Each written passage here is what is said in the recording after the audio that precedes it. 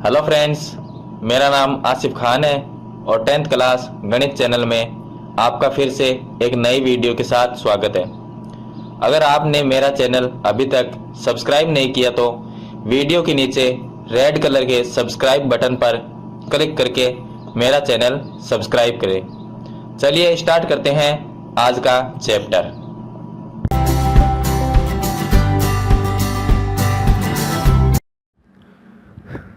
चलिए स्टार्ट करते हैं आज का क्वेश्चन। आज का जो हमारा क्वेश्चन है वो चैप्टर 14 का है और एक्सरसाइज 14.1 जिसका क्वेश्चन नंबर 7 है। जो मैंने यहाँ पर ऊपर है वो लिख दिया है। क्वेश्चन 7 में हमें माध्य है वो ज्ञात करना है। इससे पहले वाले क्वेश्चन में मैंने माध्य ज्ञात करना बताया था आपको किस तरह से माध्य ज्ञात करते हैं। चलिए क्वेश्चन नंबर 7 में हम वायु में सांद्रता SO2 का माध्य ज्ञात करेंगे। तो इसमें भी हमें माध्य ज्ञात करना है। तो क्वेश्चन हमारा ये है कि वायु में सल्फर डाइऑक्साइड SO2 की सांद्रता को ज्ञात करने के लिए एक नगर के 30 मोहल्लों से आंकड़े एकत्रित किए गए जिन्हें नीचे प्रस्तुत किया गया है। ये हमारे पास एक जो सारणी है वो हमें बना के दी गई है क्वेश्चन में। वायु में SO2 की सांद्रता का माध्य है वो हमें ज्ञात करना है। तो चलिए इससे माध्य निकालने की विधि वही है। मैंने आपको 3 फॉर्मूले बताए थे माध्य का, प्रत्यक्ष और पग विचलन विधि। इस तरह से मैंने आपको 3 बताए थे, कल्पित माध्य विधि। ये 3 इसकी विधि है जिससे हम माध्य है वो ज्ञात कर सकते हैं। चलिए इसे हम ज्ञात करेंगे। तो इसमें हम जो फॉर्मूला है वो पग विचलन विधि का फॉर्मूला उपयोग करेंगे। पग विचलन विधि का फॉर्मूला है वो मैंने आपको बताया था कि पग विचलन विधि का फॉर्मूला क्या है। तो चलिए मैं बता देता हूँ आपको एक बार फिर से कि पग विचलन विधि का फॉर्मूला है वो क्या है। यहाँ पर लिख देता हूँ।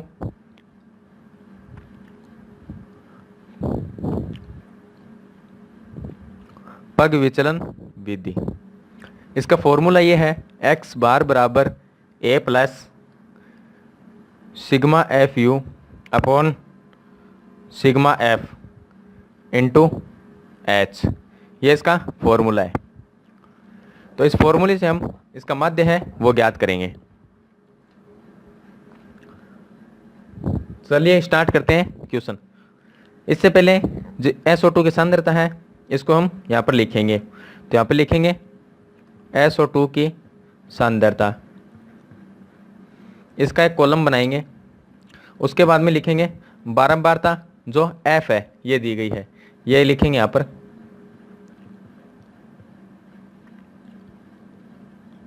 चलिए ये लिखते हैं यहाँ पर 0.00 से 0.04, उसके बाद में 0.04 से 0.08, 0.08 से 0.12। ये इस तरह से मैं सभी लिख देता हूँ।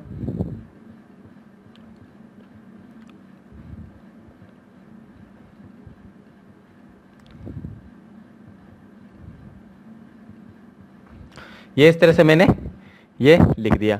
उसके बाद में जो ये बारंबारता F दी गई है ये लिखेंगे 4 9 9 2 4 2। ये बारंबारता मैंने यहाँ पर लिख दी।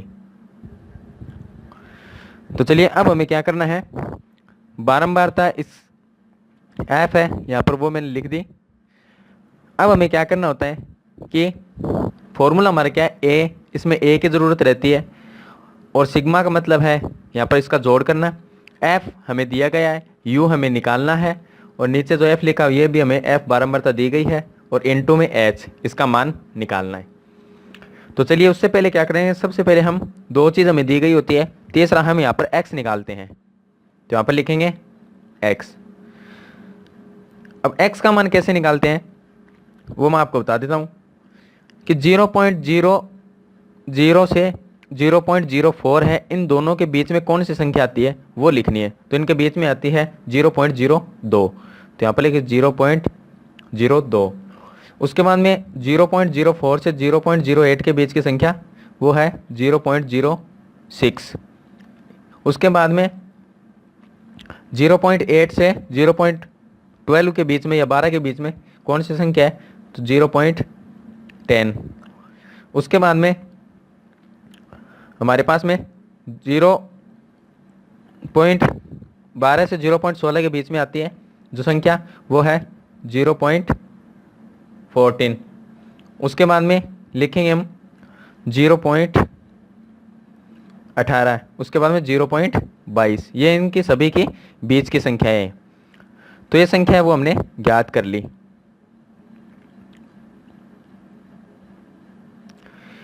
अब x हमने निकाल लिया। अब हमें क्या करना होता है, u निकालना है। x हमने निकाल लिया, u निकालेंगे तो u का जो फॉर्मूला है वो हमारे पास में u बराबर x minus a upon h। यहाँ पर u का कॉलम बनाएंगे। अब ये फॉर्मूला तो मैंने लिख दिया, इसमें x की ज़रूरत रहती है तो x की कॉलम हमने ज्ञात कर लिया। a की ज़रूरत रहती है, a कहाँ से निकालें, x में है, इसमें एक बीच की संख्या लेंगे, 1 2 और यहाँ पर 3 नीचे छोड़ देंगे। तो यहाँ पर जो 10 है 0.10, इसको a मान लेंगे, ये है कल्पित मान। तो यहाँ पर लिख देंगे, मैं यहाँ पर लिख देता हूँ नीचे, कल्पित मान है उसको a मान लिया।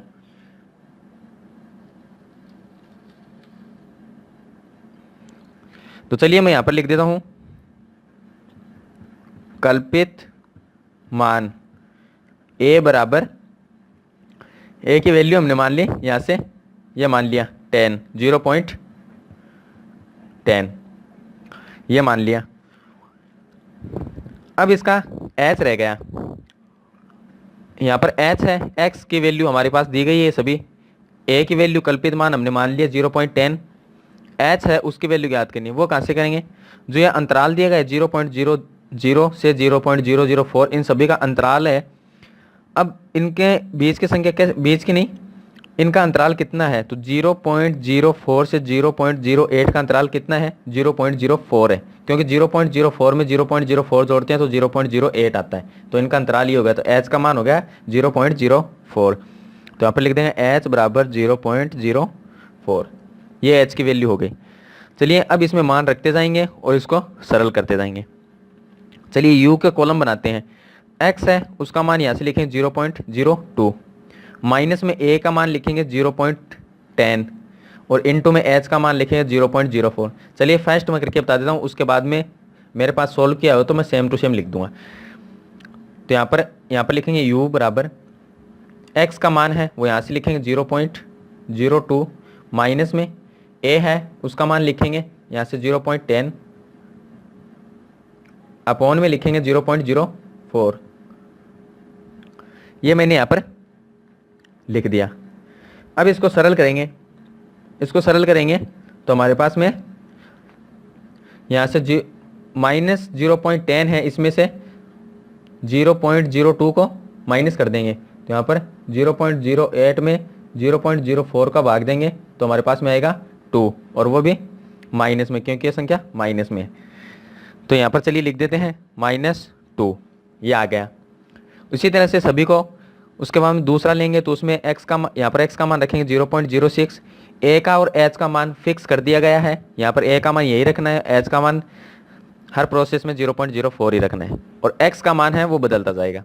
तो चलिए मैं आगे के है वो मेरे पास में सोल्व किए हुए मैं लिख देता हूँ। यहाँ पर 1 आएगा, उसके बाद में 0, उसके बाद में 1, उसके बाद में 2, 3, ये आएगा। अब हमें u का मान निकाल लिया, यहाँ पर फॉर्मूले में देखिए। अब f इंटू u, तो fu का कॉलम यहाँ बनाएंगे,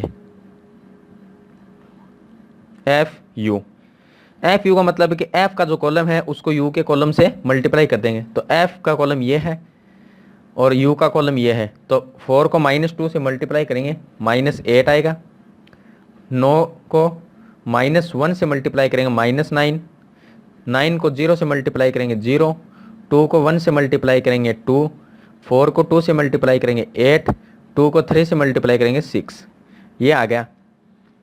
ये 3 प्लस में है, इनको जोड़ेंगे, ये माइनस में, तो माइनस में हो गए -17, और प्लस के हो गए यहाँ पर 16, ये 16। तो माइनस में बड़ी संख्या है तो हमारे पास में इसका fu का मान आ जाएगा, -17 में से +16 है वो घटा देंगे तो यहाँ पर आएगा हमारे पास में इसका वैल्यू आएगी -1। चलिए अब एफ यू का मान निकाल लिया, सिग्मा एफ यू का निकल गया ये, क्योंकि इनको जोड़ के और माइनस कर दिए तो सिग्मा एफ यू का मान है, तो सिग्मा एफ यू का मान हो गया, नीचे है सिग्मा एफ, इसका मतलब एफ के कॉलम को हम जोड़ेंगे, तो ये एफ का ये कॉलम है, इनके सभी मान को हम जोड़ लेंगे तो सिग्मा एफ आ जाएगा, इनका सभी का मान आएगा वो है 30। अब हमें क्या करें, जो हमारे पास में फॉर्मूला है इसमें मान पुट करेंगे। चलिए मान पुट करते हैं, ये फॉर्मूला है वो लिख लेते हैं।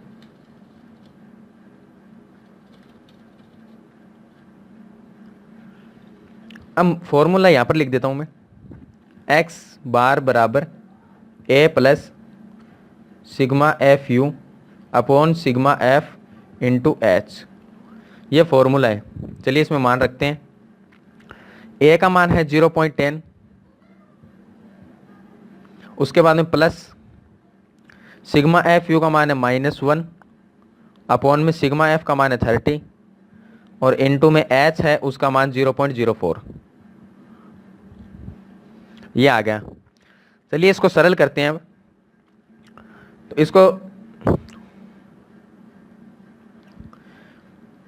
तो चलिए इसको सॉल्व करेंगे। यहाँ पर 0.10 ये प्लस, उसके बाद में -1 को 30 से डिवाइड करेंगे तो यहाँ पर आएगा माइनस में 0.03 और इनटू में 0.04।